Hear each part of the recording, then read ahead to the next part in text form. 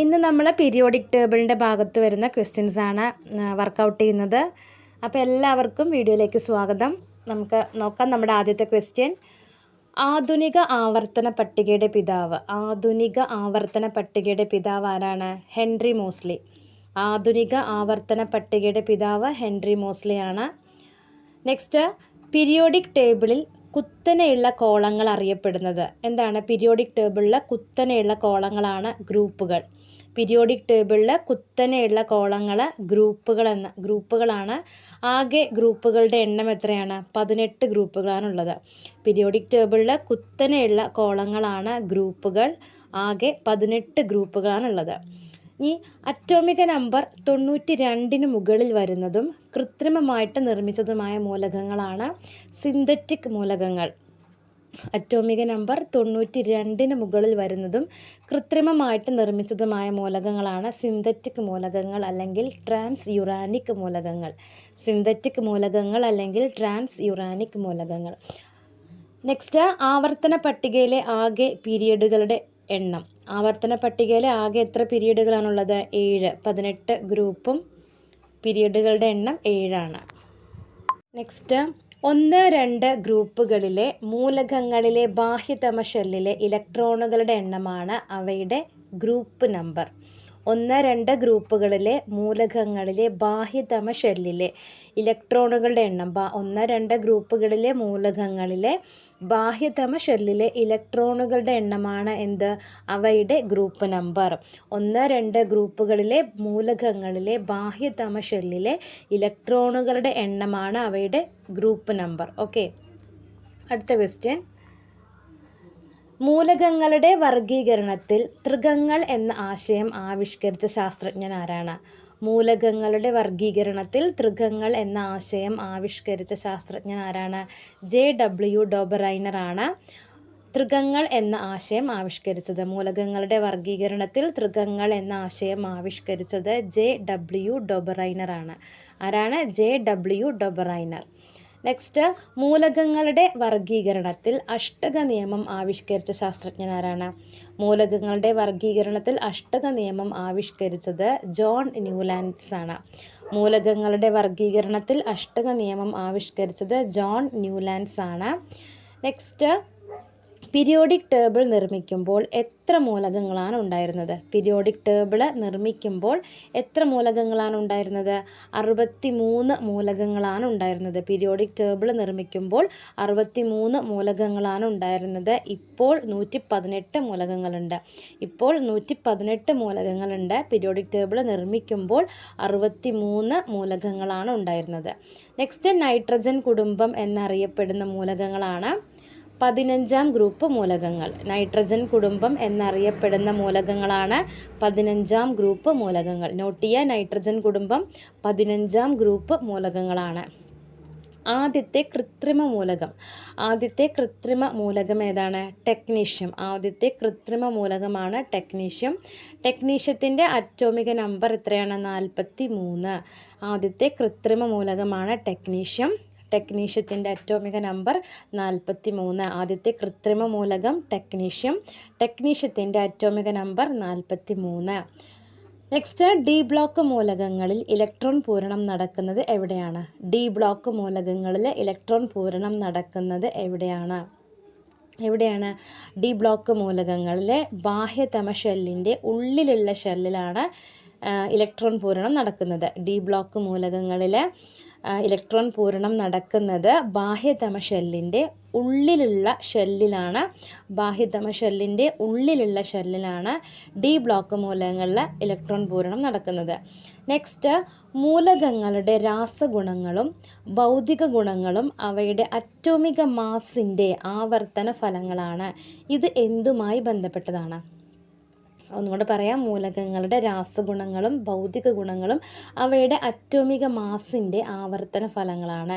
ഇത് മെൻഡലിയേഫിൻ്റെ പീരിയോഡിക് നിയമമാണ്.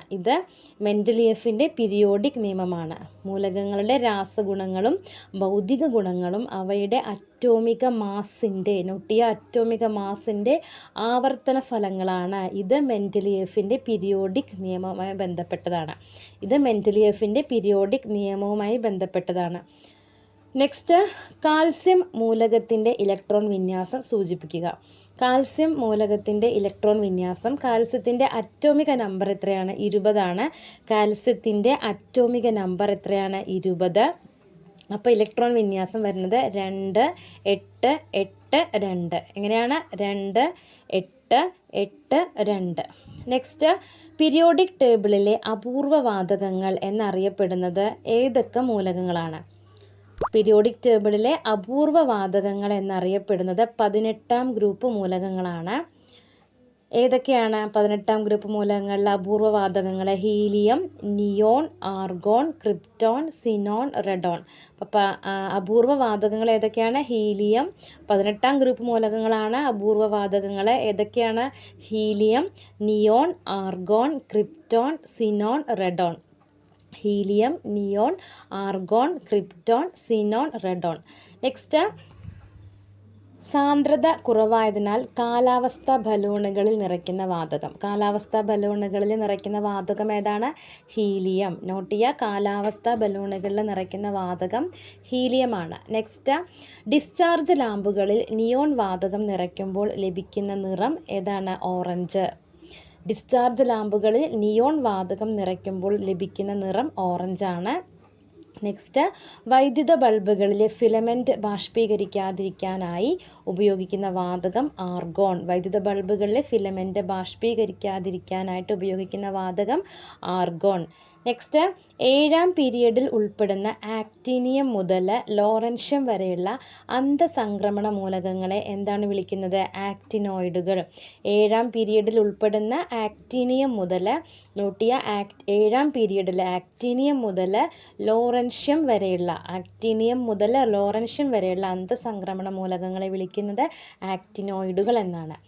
Next, periodic ടേബിളിൽ ഒരു ഗ്രൂപ്പിൽ മുകളിൽ നിന്ന് താഴോട്ട് പോകുന്തോറും ആറ്റത്തിൻ്റെ വലുപ്പം എന്ത് ചെയ്യുന്നു? വർദ്ധിച്ചു വരുന്നു. പീരിയോഡിക് ടേബിളിലെ ഒരു ഗ്രൂപ്പിലെ മുകളിൽ നിന്ന് താഴോട്ട് പോകുന്തോറും എന്ത് ചെയ്യുന്നു?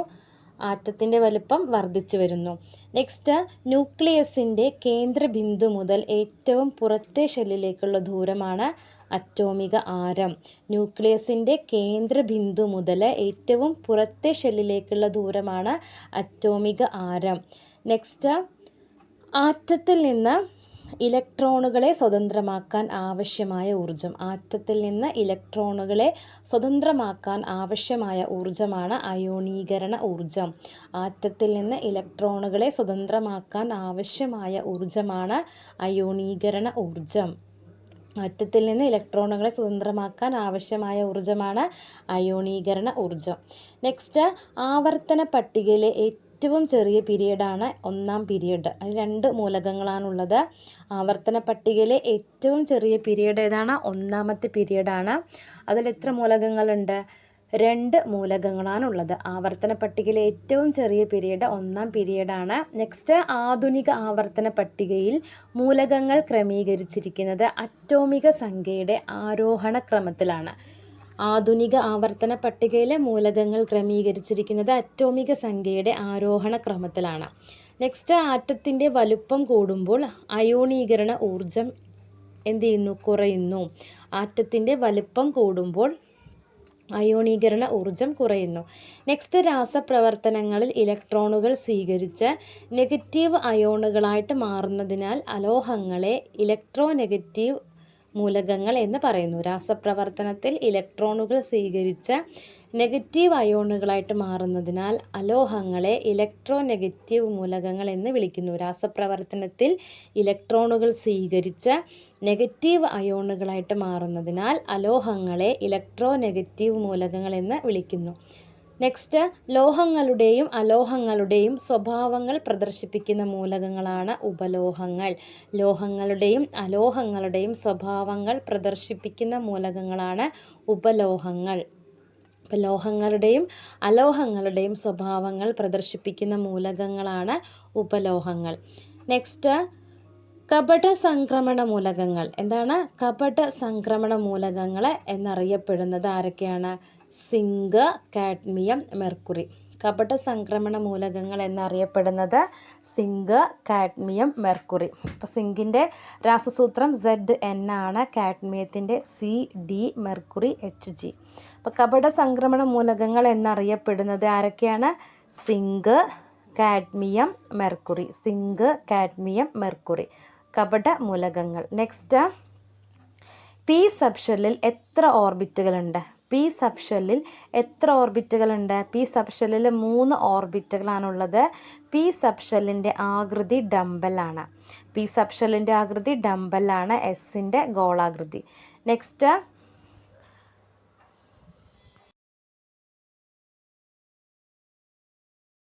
ഒരു ഓർബിറ്റലിൽ ഉൾക്കൊള്ളാവുന്ന പരമാവധി ഇലക്ട്രോണുകളുടെ എണ്ണം 2 ആണ്. ഒരു ഓർബിറ്റലിൽ ഉൾക്കൊള്ളാവുന്ന പരമാവധി ഇലക്ട്രോണുകളുടെ എണ്ണം 2 ആണ്. എഫ് സബ്ഷെല്ലിൽ ഉൾക്കൊള്ളാവുന്ന പരമാവധി ഇലക്ട്രോണുകളുടെ എണ്ണം 14. എഫിൽ ഉൾക്കൊള്ളാവുന്ന പരമാവധി ഇലക്ട്രോണുകളുടെ എണ്ണം 14 ആണ്. നെക്സ്റ്റ്, രാസബന്ധനത്തിൽ ഏർപ്പെടുന്ന ആറ്റങ്ങൾ വിട്ടുകൊടുക്കുകയോ സ്വീകരിക്കുകയോ പങ്കുവയ്ക്കുകയോ ചെയ്യുന്ന ഇലക്ട്രോണുകളുടെ എണ്ണമാണ് അവയുടെ സംയോജകത അല്ലെങ്കിൽ വാലൻസി. രാസബന്ധനത്തിൽ ഏർപ്പെടുന്ന ആറ്റങ്ങൾ വിട്ടുകൊടുക്കുകയോ സ്വീകരിക്കുകയോ പങ്കുവയ്ക്കുകയോ ചെയ്യുന്ന ഇലക്ട്രോണുകളുടെ എണ്ണമാണ് അവയുടെ സംയോജകത. എന്താണ്? രാസബന്ധനത്തിൽ ഏർപ്പെടുന്ന ആറ്റങ്ങൾ വിട്ടുകൊടുക്കുകയോ സ്വീകരിക്കുകയോ പങ്കുവയ്ക്കുകയോ ചെയ്യുന്ന ഇലക്ട്രോണുകളുടെ എണ്ണമാണ് അവയുടെ സംയോജകത. നെക്സ്റ്റ്, സ്വയം സ്ഥിരമായ രാസമാറ്റത്തിന് വിധേയമാകാതെ രാസപ്രവർത്തന വേഗതയെ സ്വാധീനിക്കാൻ കഴിയുന്ന പദാർത്ഥങ്ങളാണ് ഉൽപ്രേരകങ്ങൾ. സ്വയം സ്ഥിരമായ രാസമാറ്റത്തിന് വിധേയമാകാതെ രാസപ്രവർത്തന വേഗതയെ സ്വാധീനിക്കാൻ കഴിയുന്ന പദാർത്ഥങ്ങളാണ് ഉൽപ്രേരകങ്ങൾ. സ്വയം സ്ഥിരമായ രാസമാറ്റത്തിന് വിധേയമാകാതെ രാസപ്രവർത്തന വേഗതയെ സ്വാധീനിക്കാൻ കഴിയുന്ന പദാർത്ഥങ്ങളാണ് ഏത്? ഉൽപ്രേരകങ്ങൾ. നെക്സ്റ്റ്, സസ്യ എണ്ണയുടെ ഹൈഡ്രോജനേഷൻ വഴി വനസ്പതിയുടെ നിർമ്മാണത്തിൽ ഉൽപ്രേരകമായിട്ട് ഉപയോഗിക്കുന്നത് ഏതാണ്? നിക്കലാണ്.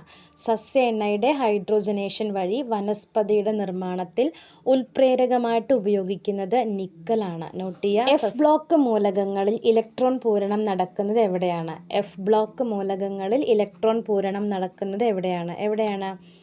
ബാഹ്യതമ ഷെല്ലിന് തൊട്ടുള്ളിലുള്ള ഷെല്ലിൻ്റെയും ഉള്ളിലുള്ളതിലാണ് എഫ് ബ്ലോക്ക് മൂലകങ്ങളിൽ ഇലക്ട്രോൺ പൂരണം നടക്കുന്നത്.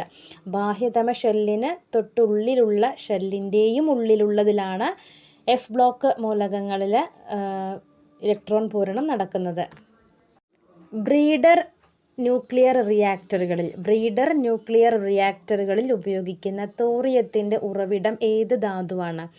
ബ്രീഡർ ന്യൂക്ലിയർ റിയാക്ടറുകളിൽ ഉപയോഗിക്കുന്ന തോറിയത്തിൻ്റെ ഉറവിടം ഏത് ധാതുവാണ്? മോണോസൈറ്റാണ്. ബ്രീഡർ ന്യൂക്ലിയർ റിയാക്ടറുകളിൽ ഉപയോഗിക്കുന്ന തോറിയത്തിൻ്റെ ഉറവിടം ഏത് ധാതുവാണ്? മോണോസൈറ്റാണ്. നെക്സ്റ്റ്, ഉരക്കല്ലുകൾ നിർമ്മിക്കാൻ ആവശ്യമായ ലോഹം ഏതാണ്? സീറിയം. ഉരക്കല്ലുകൾ നിർമ്മിക്കാൻ ആവശ്യമായ ലോഹം സീറിയമാണ്.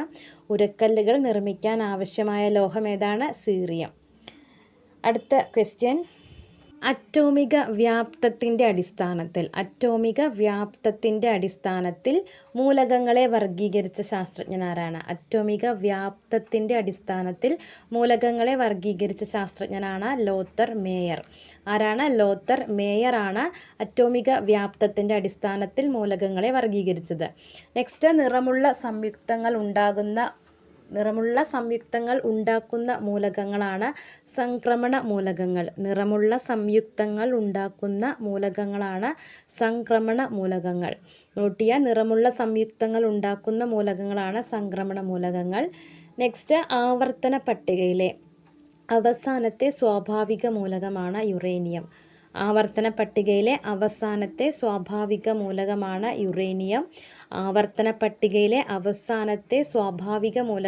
യുറേനിയം. നെക്സ്റ്റ്, ആവർത്തന പട്ടികയിൽ ആൽബർട്ട് ഐൻസ്റ്റീൻ എന്ന ശാസ്ത്രജ്ഞനോടുള്ള ബഹുമാനാർത്ഥം നാമകരണം ചെയ്യപ്പെട്ട മൂലകമാണ് ഐൻസ്റ്റീനിയം. ആവർത്തന പട്ടികയിൽ ആൽബർട്ട് ഐൻസ്റ്റീൻ എന്ന ശാസ്ത്രജ്ഞനോടുള്ള ബഹുമാനാർത്ഥം നാമകരണം ചെയ്യപ്പെട്ട മൂലകമാണ് ഐൻസ്റ്റീനിയം. ഐൻസ്റ്റീനിയത്തിൻ്റെ അറ്റോമിക നമ്പർ 99 ഐൻസ്റ്റീനിയത്തിൻ്റെ അറ്റോമിക നമ്പർ 99. നെക്സ്റ്റ് പി ബ്ലോക്ക് മൂലകങ്ങൾ എന്നറിയപ്പെടുന്നത് 13 മുതൽ 18 വരെയുള്ള ഗ്രൂപ്പുകളിലെ മൂലകങ്ങളാണ്. പി ബ്ലോക്ക് മൂലകങ്ങൾ 13 മുതൽ 18 വരെയുള്ള ഗ്രൂപ്പിലുള്ള മൂലകങ്ങളാണ്. ഭൂവൽക്കത്തിൽ രണ്ടാമതായി ഏറ്റവും കൂടുതൽ കാണപ്പെടുന്ന മൂലകം ഏതാണ്? സിലിക്കൺ. ഭൂവൽക്കത്തിൽ രണ്ടാമതായി ഏറ്റവും കൂടുതൽ കാണപ്പെടുന്ന മൂലകമാണ് സിലിക്കൺ. ഒന്നാമത് ഏതാണ്? ഓക്സിജൻ ആണ്. ഭൂവൽക്കത്തിൽ ഏറ്റവും കൂടുതൽ കാണപ്പെടുന്ന ഒന്നാമത്തെ മൂലകം ഓക്സിജനും രണ്ടാമത്തെ സിലിക്കണുമാണ്. നെക്സ്റ്റ് ആവർത്തന പട്ടികയിൽ ഒന്നാം ഗ്രൂപ്പ് മൂലകമാണെങ്കിലും ആൽക്കലി ലോഹമല്ലാത്ത മൂലകം ഏതാണ്? ഹൈഡ്രജൻ. ആവർത്തന പട്ടികയിൽ ഒന്നാം ഗ്രൂപ്പ് മൂലകമാണെങ്കിലും ആൽക്കലി ലോഹമല്ലാത്തത് ഹൈഡ്രജൻ ആണ്. നെക്സ്റ്റ് ആവർത്തന പട്ടികയിൽ 6ാം പീരിയഡിൽ ഉൾപ്പെടുന്ന ലാൻതാനം മുതൽ ലൂട്ടേഷ്യം വരെയുള്ള അന്തസംക്രമണ മൂലകങ്ങളെ വിളിക്കുന്നത് ലാന്തനോയിഡുകൾ എന്നാണ്. ആവർത്തന പട്ടികയിൽ 6ാം പീരിയഡിൽ ഉൾപ്പെടുന്ന ലാൻതാനം മുതൽ ലുട്ടേഷ്യം വരെയുള്ള മൂലകങ്ങളെ വിളിക്കുന്നത് ലാന്തനോയിഡുകൾ എന്നാണ്. ഇലക്ട്രോനെഗറ്റിവിറ്റി സ്കെയിൽ ആവിഷ്കരിച്ചത് ആരാണ്? ഇലക്ട്രോനെഗറ്റിവിറ്റി സ്കെയിൽ ആവിഷ്കരിച്ചത് ലീനസ് പോളിംഗ് ആണ്. ലീനസ് പോളിങ്ങിൻ്റെ ഇലക്ട്രോനെഗറ്റിവിറ്റി സ്കെയിൽ പ്രകാരം ഇലക്ട്രോനെഗറ്റിവിറ്റി ഏറ്റവും കൂടിയ മൂലകം ഫ്ലൂറിനാണ്. ലീനസ് പോളിങ്ങിൻ്റെ ഇലക്ട്രോനെഗറ്റിവിറ്റി സ്കെയിൽ പ്രകാരം ഇലക്ട്രോനെഗറ്റിവിറ്റി ഏറ്റവും കൂടിയ മൂലകം ഏതാണ്? ഫ്ലൂറിനാണ്. ഇലക്ട്രോനെഗറ്റിവിറ്റി ഏറ്റവും കൂടിയ മൂലകം ഉൾപ്പെടുന്ന ബ്ലോക്ക് പി ആണ് കേട്ടോ. ഫ്ലൂറിൻ ഉൾപ്പെടുന്ന പീരീഡ് 17ാമത്തെ പീരീഡാണ്. ഫ്ലൂറിൻ ഉൾപ്പെടുന്ന പീരീഡ് ചോദിച്ചാൽ 17ാമത്തെ പീരീഡാണ്. ഇലക്ട്രോനെഗറ്റിവിറ്റി ഏറ്റവും കൂടിയ മൂലകം ഫ്ലൂറിനാണ്. ഇലക്ട്രോനെഗറ്റിവിറ്റി ഏറ്റവും കൂടിയ മൂലകം ഉൾപ്പെടുന്ന ബ്ലോക്ക് ചോദിച്ചാൽ ഏതാണ്? പി ബ്ലോക്കാണ്. നെക്സ്റ്റ്, ഒരു മൂലകത്തിൻ്റെ സബ്ഷെൽ ഇലക്ട്രോൺ വിന്യാസത്തിൽ ബാഹ്യതമ ഷെല്ലിൻ്റെ നമ്പറാണ് അതിൻ്റെ പീരിയഡ് നമ്പർ. ഒരു മൂലകത്തിൻ്റെ സബ്ഷെൽ ഇലക്ട്രോൺ വിന്യാസത്തിൽ ബാഹ്യതമ ഷെല്ലിൻ്റെ നമ്പറാണ് അതിൻ്റെ പീരിയഡ് നമ്പർ. നെക്സ്റ്റ്, സ്ഥാനം എന്ന ലാറ്റിൻ നാമത്തിൽ നിന്ന് പേരുണ്ടായ മൂലകമാണ് ടിൻ. സ്ഥാനം എന്ന ലാറ്റിൻ നാമത്തിൽ നിന്ന് പേരുണ്ടായ മൂലകമാണ് ടിൻ. ടിന്നിൻ്റെ പ്രതീകം എന്താണ്? Sn എന്നാണ്. സ്ഥാനം എന്ന ലാറ്റിൻ നാമത്തിൽ നിന്ന് പേരുണ്ടായ മൂലകമാണ് ടിൻ. ടിന്നിൻ്റെ പ്രതീകം Sn എന്നാണ്. നെക്സ്റ്റ്, പുതുതായി കണ്ടെത്തുന്ന മൂലകങ്ങൾക്ക് പേരും അംഗീകാരവും നൽകുന്ന അന്തർദേശീയ സ്ഥാപനമാണ് IUPAC. IUPAC എന്താണ് ഫുൾ ഫോം നോക്കാം. International union for pure and applied chemistry. International union for pure and applied chemistry. IUPAC international union for pure and applied chemistry. പുതുതായി കണ്ടെത്തുന്ന മൂലകങ്ങൾക്ക് പേരും അംഗീകാരവും നൽകുന്ന അന്തർദേശീയ സ്ഥാപനമാണ് IUPAC international union for pure and applied chemistry. International union for pure and applied chemistry. Next, ഓരോ മൂലക ആറ്റത്തിൻ്റെയും അവസാന ഇലക്ട്രോൺ ഏത് സബ്ഷെല്ലിൽ വന്നു ചേരുന്നു എന്നതിനെ അടിസ്ഥാനമാക്കി മൂലകങ്ങളെ എത്ര ബ്ലോക്കുകളായിട്ട് തിരിച്ചിരിക്കുന്നു. ഓരോ മൂലക ആറ്റത്തിൻ്റെയും അവസാന ഇലക്ട്രോൺ ഏത് സബ്ഷെല്ലിൽ വന്നു ചേരുന്നു എന്നതിനെ അടിസ്ഥാനമാക്കി മൂലകങ്ങളെ എത്ര ബ്ലോക്കുകളായിട്ട് തിരിച്ചിരിക്കുന്നു? ഏതൊക്കെയാണ്? 4 ബ്ലോക്കുകളായിട്ടാണ് തിരിച്ചിരിക്കുന്നത്. ഏതൊക്കെയാണ്? SPDF. SPDF. ഓക്കെ, അപ്പോൾ നമ്മുടെ ക്ലാസ് ഇവിടെ തീർന്നിരിക്കുകയാണ്. Thank you.